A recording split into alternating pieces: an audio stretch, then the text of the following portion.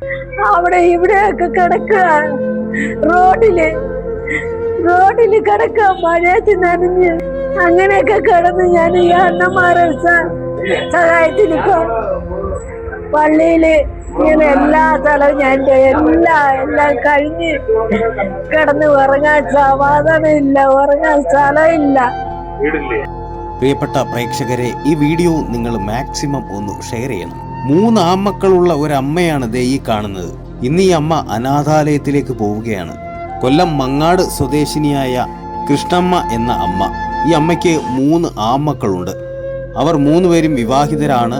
3 ഇടങ്ങളിലായി താമസിക്കുകയാണ്. എന്നാൽ 3 പേരുടെ കുടുംബത്തിനും ഈ അമ്മയെ സംരക്ഷിക്കാൻ കഴിയുന്നില്ല എന്നാണ് അവർ പറയുന്നത്. 3 മക്കൾക്കും വേണ്ടാതായതോടുകൂടി ഈ അമ്മ ഇപ്പോൾ തെരുവിൽ അലയുകയും ബസ് സ്റ്റോപ്പിലും പള്ളിപ്പറമ്പിലും കിടന്നുറങ്ങുകയുമായിരുന്നു. മക്കളെ പലതവണ പോലീസും ജനപ്രതിനിധികളും ഒക്കെ വിളിച്ചിട്ട് പോലും ഫോൺ എടുക്കാൻ പോലും അവർ കൂട്ടാക്കിയില്ല. സർക്കാർ നൽകിയ 4 സെന്റ് പുരയിടം ഈ അമ്മയ്ക്കുണ്ട്. പക്ഷേ കിടക്കാൻ ഒരു കിടപ്പാടമില്ല. ഒന്ന് ആശുപത്രിയിൽ കിടന്നാൽ പോലും കൂട്ടിന് ഒരാളുമില്ല.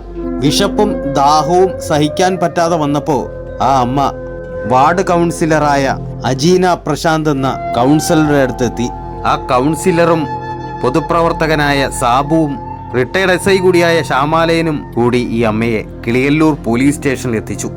പരാതി നൽകി മക്കൾക്കെതിരെ.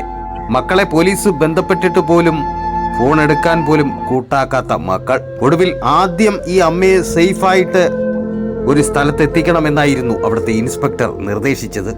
ഉടൻ തന്നെ പോലീസ് ജീവകാരുണ്യ പ്രവർത്തകൻ ശക്തികുളങ്ങര ഗണേശന്റെ സഹായം അഭ്യർത്ഥിച്ചു. ഗണേശനും സുഹൃത്ത് ശ്യാം ഷാജിയും ഉടൻ തന്നെ കിളിയല്ലൂർ പോലീസ് സ്റ്റേഷനിലെത്തി ആ അമ്മയെ അവിടെ നിന്നും താൽക്കാലികമായി ഓച്ചിറ വള്ളികുന്നം എന്ന സ്ഥലത്ത് പ്രവർത്തിക്കുന്ന മാതൃജ്യോതി അഭയകേന്ദ്രത്തിൽ എത്തിച്ചു. പ്രിയപ്പെട്ട പ്രേക്ഷകരെ, ഈ വീഡിയോ നിങ്ങൾ മാക്സിമം ഒന്ന് ഷെയർ ചെയ്യണം. സ്വന്തം അമ്മയെ പോലും തിരിഞ്ഞു നോക്കാതെ പെരുവഴിയിൽ തള്ളിയ ആ മക്കൾക്ക് ഇതിനു പകരം കിട്ടട്ടെ. മാക്സിമം ഈ വീഡിയോ ഷെയർ ചെയ്യുക. നിങ്ങളുടെ അഭിപ്രായങ്ങൾ കമന്റുകളായി രേഖപ്പെടുത്തുക. എന്റെ പേര് കൃഷ്ണമ്മ. 3 മക്കളെ ആൺപിള്ളേര് നല്ല രീതിയിൽ തന്നെ നോക്കിയത്. പക്ഷെ നോക്കാൻ നിവർത്തില്ലെങ്കിലും നോക്കി വീട്ടു ജോലി ചെയ്ത് നോക്കി അവരൊക്കെ ഓരോ രീതിയിലായപ്പോ അവരെ ഇഷ്ടപ്പെടുന്ന പെണ്ണുങ്ങളെ കെട്ടിച്ചു കൊടുത്ത്. തമിഴ്നാട്ടിൽ ഇരുന്ന് 2 പെൺപിള്ളേരെ കെട്ടിച്ചു കൊടുത്തു. അവർക്ക് മക്കളായപ്പോ ഇപ്പൊ എനിക്ക് ഹാർട്ടിന്റെ ബ്ലോക്ക് അവര് എന്നെ നോക്കത്തില്ല, അങ്ങ് തള്ളിക്കളയുക, ചെലവില്ല എന്നൊക്കെ പറഞ്ഞ് 3 പെൺപിള്ളേരാ കൂടുതല് എന്നോട് കടുങ്കൈ കാണിക്കുന്നത്. എന്റെ ആൺപിള്ളേർ നല്ല പിള്ളേരാ. പക്ഷെ അവരെ പറഞ്ഞത് കേട്ടത് എന്നെ ഇല്ലാതാക്കി തള്ളികൾ. 2 അണ്ണന്മാരെ ഇപ്പൊ 1 മാസം കൊണ്ട് എനിക്ക് കഞ്ഞി ചോറൊന്നും തിന്നാൻ പറ്റുന്നില്ല. കൊല്ലം ആശുപത്രിയില് മെഡിക്കൽ കോളേജിൽ എഴുതി കൊടുത്ത അവിടെ പോയി ഞാൻ.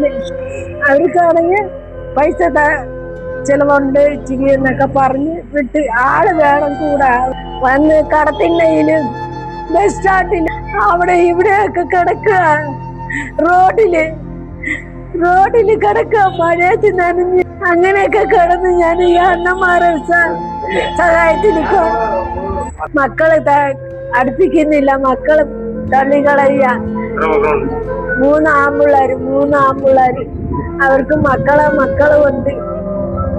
പക്ഷെ ഞാൻ മുതലൊക്കെ കൊടുത്തിട്ടുണ്ട്. പുറത്തിനൊക്കെ ഭർത്താവ് മരിച്ച് 25 വർഷമായി. ആ മരിച്ചതിന് ശേഷം ഞാൻ വീട്ടുജോലി ചെയ്ത് അവർക്ക് കൊടുത്തു. എന്നിട്ട് ഇപ്പൊ എന്നെ ഒരു പൊടി പോലും എന്നെ നോക്കുന്നില്ല. ഇപ്പൊ 10 മാസം കൊണ്ട് ഒത്തിരി കിടന്ന് ഞാൻ കഷ്ടപ്പെടുന്നു. 10 മാസം. കൗൺസിലറാണ്. ഇപ്പോ മങ്ങാട് ഡിവിഷനിൽ താമസിക്കുന്ന അമ്മയാണിത്. തമിഴ്നാട്ടിൽ നിന്നും വന്ന് താമസിച്ചുകൊണ്ടിരിക്കുന്നതാണ്. അപ്പോൾ കഴിഞ്ഞ കുറച്ച് നാളുകളായി ഈ അമ്മയെ മക്കളെ വീട്ടിൽ കയറ്റുന്നുണ്ടായിരുന്നില്ല. അങ്ങനെ അടുത്തുള്ള ഒരു പള്ളിയിലാണ് രാത്രിയിൽ കിടന്ന് കഴിഞ്ഞുകൂടുന്നത്. അപ്പൊ അവിടെയുള്ള എന്റെ ഡിവിഷനിൽ തന്നെ സ്ഥിരതാമസക്കാരനായ സാബു എന്ന് പറയുന്ന ചേട്ടനും ശ്യാമളൻ എന്ന് പറയുന്ന അദ്ദേഹം ഒരു റിട്ടയർഡ് പോലീസ് ഉദ്യോഗസ്ഥനാണ്. ഇവർ 2 പേരും കോണ്ടാക്ട് ചെയ്ത പ്രകാരം നമ്മളവരുടെ മക്കളുമായിട്ടും ഒക്കെ കോണ്ടാക്ട് ചെയ്തു. ഇവിടെ സ്റ്റേഷനിൽ പരാതി കൊടുത്തു. CA വിളിപ്പിച്ചിട്ട് കൂടി മക്കള് അമ്മയെ ഏറ്റെടുക്കാൻ തയ്യാറല്ല. അങ്ങനെയാണ് നമ്മൾ ഇങ്ങനെ ഒരു ആതുരാലയത്തെ കുറിച്ച് അറിയുന്നതും. കാരുണ്യ പ്രവർത്തകരായിട്ടുള്ള ശ്രീ ഗണേഷ് സാറിനെയും അതേപോലെ ശ്യാം എന്നിവരെ കോണ്ടാക്ട് ചെയ്യുകയും അവരെ അമ്മ ഏറ്റെടുക്കാൻ സന്മനസ് കാണിക്കുകയും ചെയ്തു. അതിന്റെ അടിസ്ഥാനത്തിൽ വേണ്ടുന്ന നടപടികളെല്ലാം പോലീസ് സ്റ്റേഷനിൽ പൂർത്തിയാക്കി അമ്മയെ ഏറ്റവും സുരക്ഷിതമായ കൈകളിൽ ഏൽപ്പിക്കുകയും